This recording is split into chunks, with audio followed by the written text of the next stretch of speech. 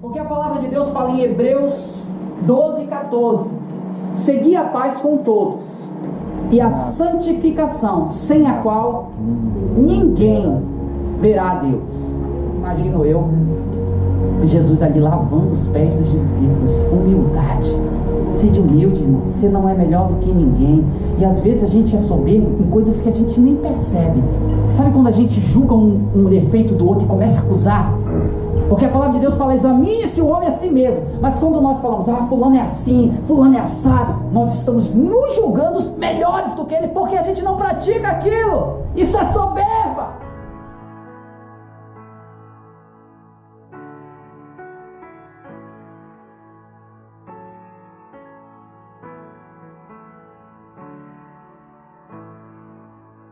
Tasuke motome kakeyoru basho ga itsumo anata de arimasu you ni. Kawaita toki motomeru mizu ga itsumo anata de arimasu you ni. You are good, oh, you are good, oh, you are good, oh, you are good, oh. Moshimo watashi ga船ならばあなたが私の風、この体を駆け巡る。 Só para descontrair, sabe?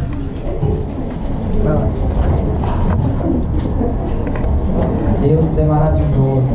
Glória a Deus. Ontem eu preguei, né? E hoje de manhã. Deus é maravilhoso. Mas o obreiro de Deus, ele tem que estar preparado, né? Nós temos que estar preparados. Pensou Jesus Cristo? Ele não vai avisar: tô indo, prepara aí. Não. É na hora que ninguém esperar, é a hora que ele vai estar voltando aí para levar a sua igreja. Glória a Deus. Capítulo 18, 1 Reis, capítulo 18.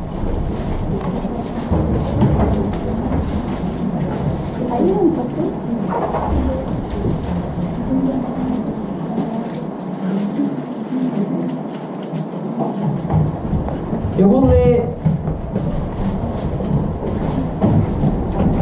ler o versículo 38, 39 e 40.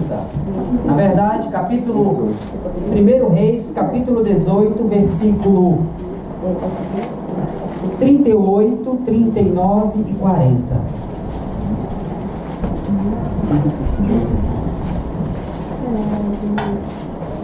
Espero que Deus fale com cada um de nós, porque Ele é bom. Já tem falado, eu creio, louvor aqui, Deus tem falado conosco, mas ainda vai falar mais.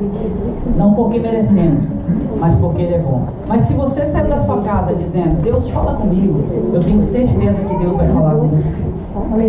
Respondendo, responde-me, Senhor, respondeu, para que este povo conheça que tu, Senhor, és Deus, e que tu fizestes tornar o seu coração para trás. Versículo 38 agora. Então caiu o fogo do Senhor e consumiu o holocausto, e a lenha, e as pedras, e o pó, e ainda lambeu a água que estava no rego.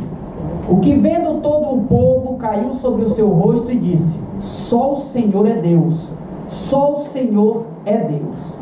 E Elias lhe disse: lançai mão dos profetas de Baal, que nenhum deles escape. E lançaram mão deles, e Elias fez descer ao ribeiro de Quizon, e ali os matou.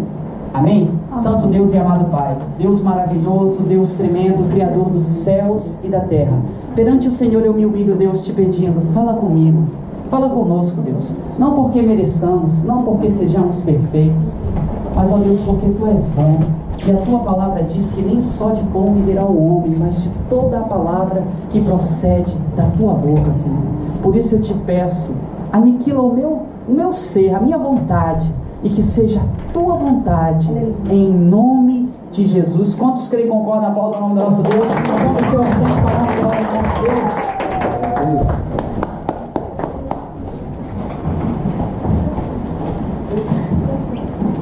Aqui nós vimos um texto muito conhecido, um texto em que a gente vê aqui um dos maiores vultos do Antigo Testamento, o profeta Elias, um dos maiores profetas, e ele aqui tem um duelo, vamos dizer assim, com os profetas de Baal. Você conhece? Se você não conhece, eu vou dar uma pincelada aqui para você ficar. Tinha uns profetas de Baal ali que eles ficavam adorando, e naquela ocasião o povo de Israel estava dividido. Tinha uns que acreditavam que Baal era Deus, e tinham outros que acreditavam que Deus era Deus e é Deus. Mas naquela ocasião houve uma disputa, e Elias, um homem cheio de Deus, ele disse assim mesmo: olha, a gente vai fazer o seguinte, vamos botar madeira, holocausto, e a gente tem que prestar atenção que aqui já faziam 3 anos e 6 meses que não caía nem orvalho na terra, não havia água de forma alguma, havia uma fome muito grande, e Elias falou que ia descer fogo do céu, e o profeta que fizesse descer fogo do céu, esse verdadeiramente serviu o Deus verdadeiro. E ali ele deixou por muitas horas os profetas de Baal ali clamando pelo Deus deles, e clamaram e clamaram. O profeta Elias até chegou a zombar, falou: olha, gritem mais alto, porque vai ver o Deus de vocês está trabalhando, né? E ali clamaram e não conseguiram nada, não desceu fogo do céu. Quando Elias foi, ele pega e manda colocar água ao redor do holocausto, da madeira. Porque eu acredito aquela água ali, porque alguém poderia dizer: mas uma seca tão grande como essa, cai água do céu, né? Não precisa nem cair fogo do céu, porque, né, uma hora ia tacar fogo nessa água, do jeito que estava sem água, sem nada. Então, o pouco de água que havia ali, ele ainda mandou jogar, né, um desperdício, né? Se 3 anos e 6 meses não cai nem orvalho, imagina o quanto não valia a água ali naquele momento. Ele pega e manda jogar água ao redor do holocausto, e mal ele começa a orar ali, o fogo desceu e consumiu até a água que estava ao redor. E o povo gritou: só o Senhor é Deus, só o Senhor é Deus. E aqui começa, quando ele manda matar os profetas de Baal. E esses profetas de Baal, muitas vezes tem algo dentro de nós como seres humanos, que é necessário matar. Talvez eu vou usar aqui o nome Baal para algumas coisas que muitas vezes a gente equivocadamente pratica, e às vezes dentro da igreja, e não sabe. Então eu vou colocar algumas coisas aqui, e nós temos que matar dentro de nós, porque a palavra de Deus fala em Hebreus 12:14: segui a paz com todos e a santificação, sem a qual ninguém verá a Deus.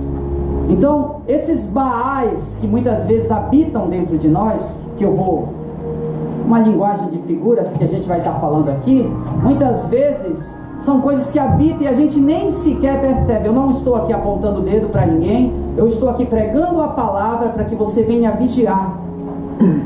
Porque, irmãos, a palavra de Deus fala algo que pouca gente prega. A palavra de Deus fala que tem muita gente que acha que o céu assim vai todo mundo, sabe? Tem muita gente que acha isso. Não é o que Jesus pregou. Ele falou que estreita é a porta e apertado é o caminho, e poucos são que entrarão por ele. Então, quando ele fala isso, eu já aprendo que são poucos os que vão para o céu. Não é tão fácil como alguns pastores pregam. Já não é algo assim que uma vez salvo, sempre salvo. Não, nós temos que batalhar. Por isso nós vamos estar pregando hoje sobre matando Baal. Matando Baal. Então, assim, não é tão larga como alguns falam. Tem alguns até que acreditam: morreu, vamos acender uma vela aqui, que depois o bagulho lá vai dar certo. Fica alguns dias no purgatório e vai para o céu porque afinal Deus é amor. Deus, ele é amor, mas ele é justiça. Ele é justo. E se ele declarou que são poucos os que entrarão, a porta é apertada, irmãos. Não é de qualquer jeito, não. Então a santidade, ele fala assim, sem a qual ninguém verá a Deus. Aí você fala assim, mas eu sou falho, eu sou imperfeito, então como é que eu vou a Deus? Eu já expliquei aqui, eu vou tornar a explicar aqui mais uma vez. Quando nós estamos nos esforçando para fazer o melhor para Deus, Deus entende já, porque Ele sabe que nós somos pobres. Vou dar um exemplo aqui básico, que eu dou aqui para os que estão há mais tempo, mas isso aqui é só para contextualizar a mensagem de hoje.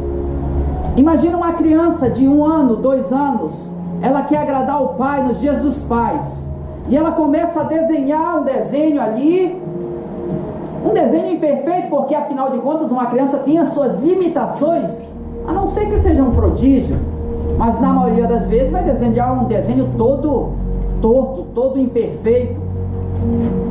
Mas qual é o intuito dessa criança com aquele desenho todo imperfeito? É agradar ao pai. E na hora que o pai vai ver, a maioria dos pais, eu creio eu, sensível, ele vai gostar. E ele vai se agradar daquilo, porque não é a perfeição do desenho, é o intuito e o esforço da criança para fazer o melhor. A mesma coisa é a nossa vida. Deus, ele sabe que nós somos pobres e somos limitados, mas quando há um esforço da nossa vida para procurar fazer um desenho da nossa vida melhor para Deus, ele recebe e diz assim, eu sei de onde ele veio, eu sei que ele é bom, mas isso aqui foi um esforço e eu creio que Deus recebe. Você entendeu? Por isso, nós somos, a palavra de Deus já fala 1 de João 1,9, 1,8, aquele que diz que não comete pecado, já pecou. Só para você ter uma ideia, então todo ser humano erra. Só que nós não podemos nos acostumar com os erros, e nós não podemos nos conformar.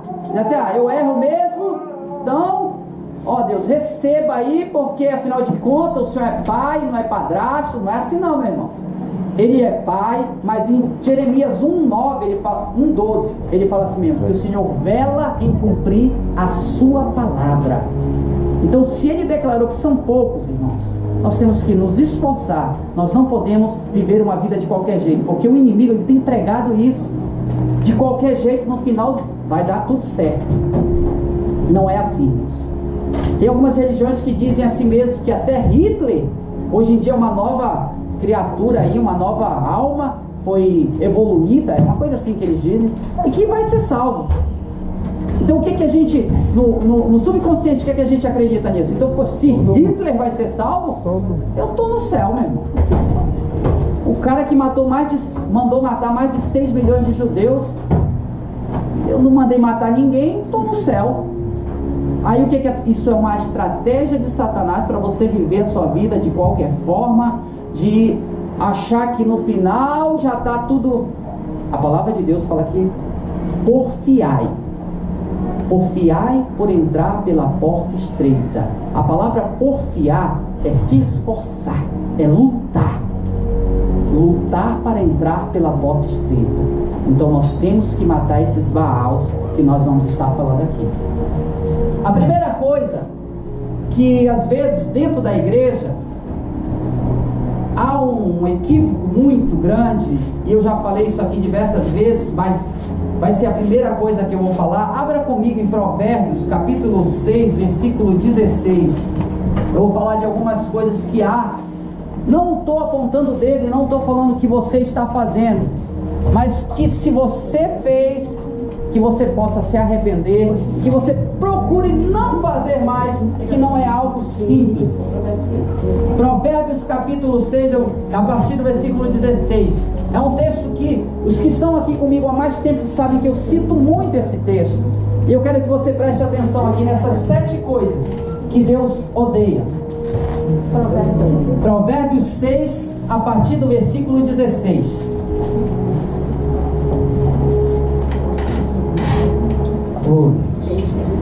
Fale conosco, Pai. Não precisa não, irmão. Pode ficar. Amém? Essas 6 coisas aborrecem o Senhor. A sétima, a sua alma abomina. Primeira coisa, ele vai falar aqui: olhos altivos, soberba. É algo que nós temos que entender, que Deus, quando Ele vê um ser humano soberbo, isso reflete a imagem de Satanás. Porque a soberba começou ali no coração de Satanás, quando ele quis fazer um reino igual a Deus, ou seja, querer ser igual a Deus. O que agrada a Deus é um homem humilde, porque ele fala assim mesmo: humilhai-vos perante Deus, e ao seu tempo Ele vos exaltará. Humildade. Então, irmãos, você tem que aprender a ser humilde, porque o nosso próprio Jesus foi humilde. Porque Ele, sendo Deus, Ele se despiu da sua glória e virou homem.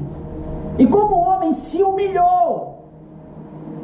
Como foi falado aqui no início, nós temos que aprender a imitar a Deus como filhos amados. Ele se humilhou. E quando eu vejo, irmãos, o nosso Deus, o nosso próprio Jesus, ali lavando os pés dos discípulos, o Deus que criou os céus e a terra, eu não estou falando desse Deus de madeira, desse Deus de pau, de pedra, que cai, que fica... Não, meu irmão, eu estou falando do Deus, do Senhor dos senhores. Ele pegou e começou a lavar os pés dos discípulos, ensinar, e ele fala assim mesmo: olha, isso aí, ele estava dando um exemplo de como nós devemos ser humildes. Porque a soberba, você vê que desde o princípio o homem só vem caindo na soberba. Provérbios chega a dizer assim, que a soberba, ela procede à queda. Então você achar que você é melhor do que alguém, que você tem algum dom melhor, você é especial, você é assim com Deus, irmão, nós somos pó, nós somos cinza. Você já viu o ser humano quando Deus tira o espírito dele? É cinza, é pó, é podre. Por mais bonito, por mais cheiroso, por mais cheio de perfume, depois de ver Lázaro lá, nem as irmãs queriam abrir, nem a pedra. Não, Senhor, deixa essa pedra aí, pelo amor de Deus, eu imagino. Não, mas é teu irmão, não importa, tá podre. Esses somos nós. Apodrece, meu irmão. Quem somos nós para achar que somos melhores do que alguém? Tudo que nós temos, nós recebemos do alto. Você vê a Eva, qual foi? Soberba. Que o que Satanás ofereceu para ela? Se comer deste fruto serás igual a Deus, conhecereis do bem e do mal. Cresceu, ela falou: opa, ser igual a Deus? A soberba é algo que, sabe, a gente tem que ser humilde. A gente tem que fazer igual João Batista: é necessário que eu diminua e que ele cresça. O caráter do cristão tem que ser humilde, meu irmão. Não tem cargo, não tem nada. Você, o próprio Deus lavando, imagina ele lavando ali os pés de Pedro. Meu Deus, devia ser nojento, meu. Aqueles pés ali, meu irmão, né? Você imagina um monte de... Deus o livre, aquela época ali, o que os caras andavam. Não é que nem hoje que a gente vive de carro, o pé do homem aqui vai... Os homens atuais, né? Vai pisar numa pedra ali. Não, imagina o calcanhar de Pedro ali, Senhor. Era igual uma pedra, uma rocha. Igual um pé de camelo, imagino eu.